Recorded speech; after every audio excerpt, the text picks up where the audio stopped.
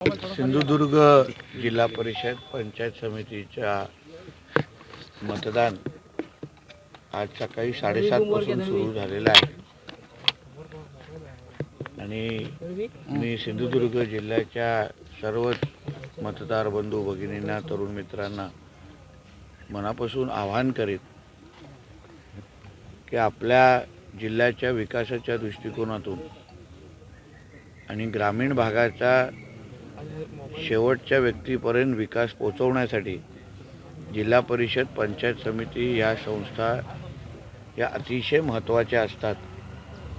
इथे योग्य लोक नेतृत्व करणं, लोकप्रतिनिधी म्हणून तुम्ही निवडणं, जेणेकरून उद्या रस्ते, पाणी, वीज किंवा अन्य नागरी सुविधा ज्या काही आपल्याला उपलब्ध करायच्या असतील, राज्य सरकार म्हणून जी काही ताकद उभी करायची असेल ते आमच्या ह्या लोकप्रतिनिधींच्या माध्यमातून आपल्यापर्यंत आम्ही पोचू शकतो।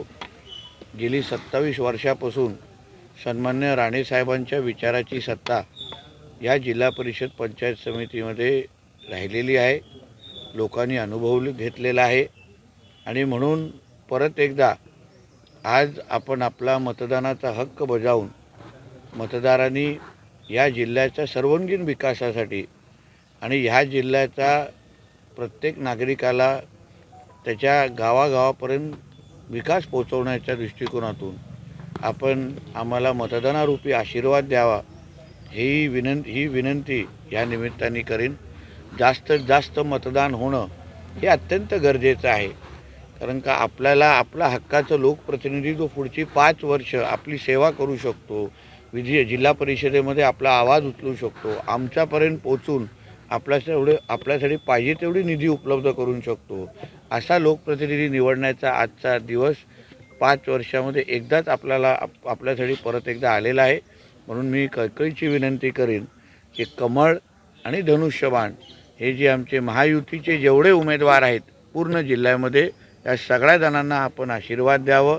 शेवटी ह्या दोन्ही चिन्हाच्या मागे आदरणीय देवेंद्र फडणवीस साहेब, आदरणीय रवी चव्हाणजी, आदरणीय आमचे राणे साहेब, आदरणीय एकनाथ शिंदे साहेब आणि सुनीत्रा पवार मॅडम, या सगळ्या ताकद या दोन्ही चिन्हाच्या मागे उभी आहे।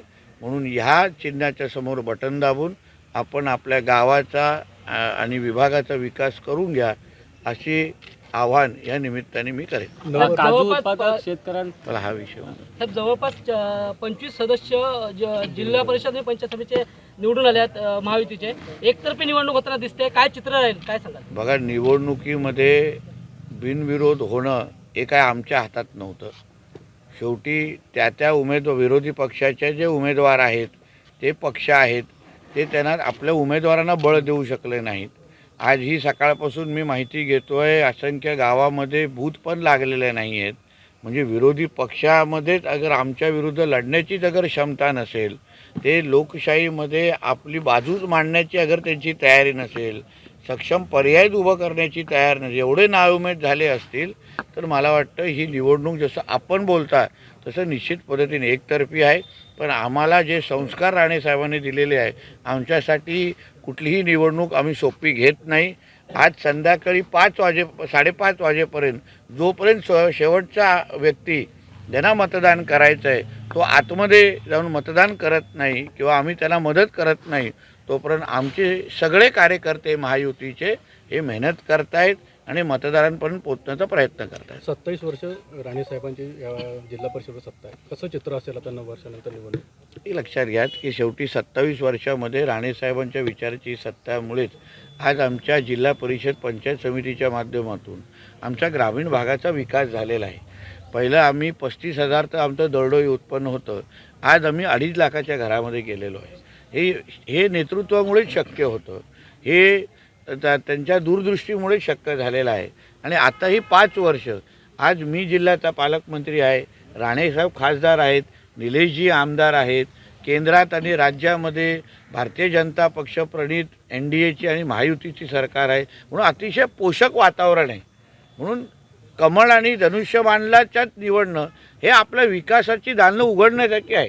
असंख्य भागामध्ये काही अपक्ष उभं करण्याची मस्ती काही लोकांनी केलेली आहे। शेवटी ते आमच्या समोर उद्या निवडून चुकून निवडून आले तर तुमच्यासाठी निधी कुठून आणणार?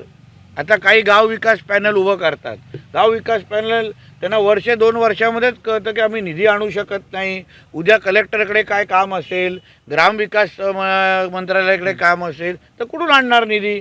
कुठून आणणार ताकद? मंत्रालयापर्यंत कसं पोचणार? ह्यापेक्षा एक राणे साहेबांच्या विचाराची आणि फडणवीस साहेब आणि एकनाथ शिंदे साहेबांना पाठिंबा दिलेले हे सगळेचे सगळे महायुतीचे उमेदवार कमळ आणि धनुष्यबाणचे ह्यांनाच तुम्ही निवडलं तर तुमच्या भागाचा विकासाची पूर्ण गॅरंटी ही आम्ही घेऊ शकतो. मुंबईमध्ये आज भाजपचा महापौर पदाचा उमेदवार जो आहे तो अर्ज भरणार आहे. दुसरीकडे उद्धव ठाकरेंच्या शिवसेनेचा देखील उमेदवार असणार आहे रिंगणात. शेवटी एक लक्षात घ्या, आज मुंबईकरांनी आपला महापौर निवडलेला आहे. आपले कुठल्या सत्तेच्या कुठल्या पक्षाच्या माध्यमातून मुंबईचा विकास झाला पाहिजे हे मुंबईकरांनी कौल दिलेला आहे. आम्ही जसं वारंवार बोलत होतो की जय श्रीराम म्हणणाऱ्या महापौराला तुम्ही महापौर बनवण्याची संधी द्या, ते मुंबईकरांनी ऐकलेलं आहे आणि ते आम्हाला क्लिअर मेजॉरिटी महायुतीला दिलेली आहे. पण आता तोंडावर आपटण्याची सवयच उद्धव ठाकरेला झाली असल्यामुळे त्यांनी त्याच्यात PhD केल्यामुळे परत एकदा तोंडावर आपटेल, त्याच्यामध्ये नवीन काय.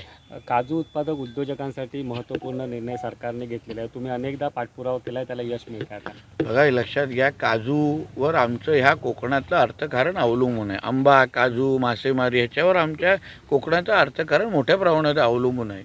आणि म्हणून आम्ही सातत्याने देवेंद्र फडणवीस साहेबांवर पाठपुरावा करत होतो की आम्हाला एक बाजूला काजूला हमीभाव आणि दुसऱ्या बाजूला काजू उद्योगाला चालना देणं.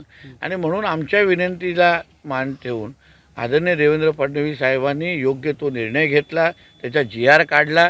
आता काजूच्या माध्यमातून आमची कोकणाची अर्थव्यवस्था अजून